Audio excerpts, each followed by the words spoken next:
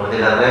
ಈಗಾಗಲೇ ಈ ಒಂದು ಪತ್ರಿಕಾಗೋಷ್ಠಿಯಲ್ಲಿ ನಮ್ಮ ಒಕ್ಕೂಟದ ಸಂಸ್ಥಾಪಕ ರಾಜ್ಯಾಧ್ಯಕ್ಷರಾದ ಶ್ರೀಧರ್ ಕಲ್ಬೀಜಿಯವರು ಏನು ಕೇಂದ್ರ ಸರ್ಕಾರ ಬಜೆಟ್ನಲ್ಲಿ ದೇಶದ ದಲಿತರಿಗೆ ಮತ್ತು ನಮ್ಮ ಕನ್ನಡಿಗರಿಗೆ ಏನು ಅನ್ಯಾಯ ಆಗಿದೆ ಅನ್ನುವಂತಕ್ಕಂಥದ್ದನ್ನ ಕೆಲವು ಅಂಕಿಅಂಶಗಳ ಸಮೇತ ಮುಂದಿಟ್ಟಿದ್ದಾರೆ.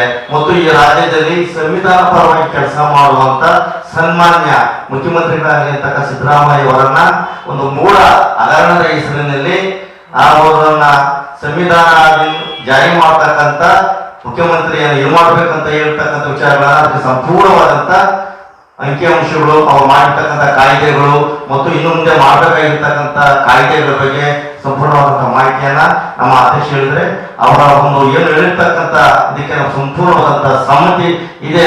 ನಾವು ಇದು ಏನು ಮುಖ್ಯಮಂತ್ರಿಗಳಿಗೆ ಪಿತೂರಿ ಏನಾದ್ರು ಮಾಡ್ತಾರೆ, ಮುಖ್ಯಮಂತ್ರಿಗಳನ್ನ ಕೆಳಗೆ ಇಳಿಸೋದಕ್ಕೆ ಏನಾದ್ರು